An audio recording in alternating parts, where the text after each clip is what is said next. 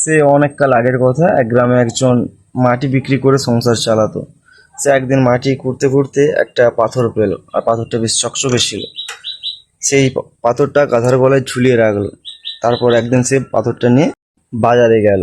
বাজারে যেতে একজন দোকানদার বলল, পাথরটা তো বেশ চকচকে, তুমি এটা কোথায় পেয়েছো? না, মাটি খুঁড়তে খুঁড়তে পেয়েছি, আমি এটা নিতে চাই, দোকানদার বলল।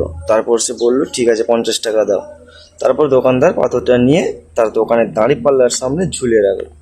তারপর একদিন এক জুয়েলারি এলো। জুয়েলারি এসে বলল, এই পাথরটা তো বেশ সুন্দর, তুমি এটা কোথায় পেয়েছো?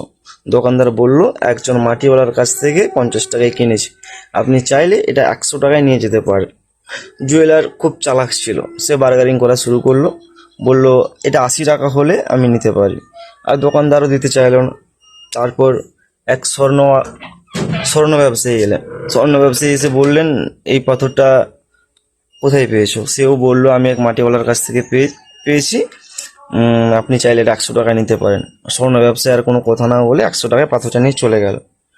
তারপরের দিন সেই জুয়েলার এলো। জুয়েলারি এসে বলল, পাথরটা কোথায়? বলল, আমি এক স্বর্ণ ব্যবসায়ীকে 100 টাকায় দিয়ে দিয়েছি। তারপর তাকে বলল, তুমি কি বোকা? এটা ছিল একটা অমূল্য হীরা, তুমি 100 টাকায় দিয়ে দিলে।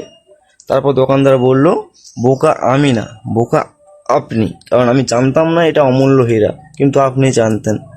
আপনি 20 টাকার জন্য এত অমূল্য হীরাটা আপনি দিয়ে দিয়েছেন। Yes, this is the point. আমরা অনেকেই আমাদের সম্ভাবনা জানি, আমাদের পোটেনশিয়াল জানি, তা সত্ত্বেও আমরা প্রয়োজনে সেটা কাজে লাগাই না, ভাবি কাল থেকে শুরু করব।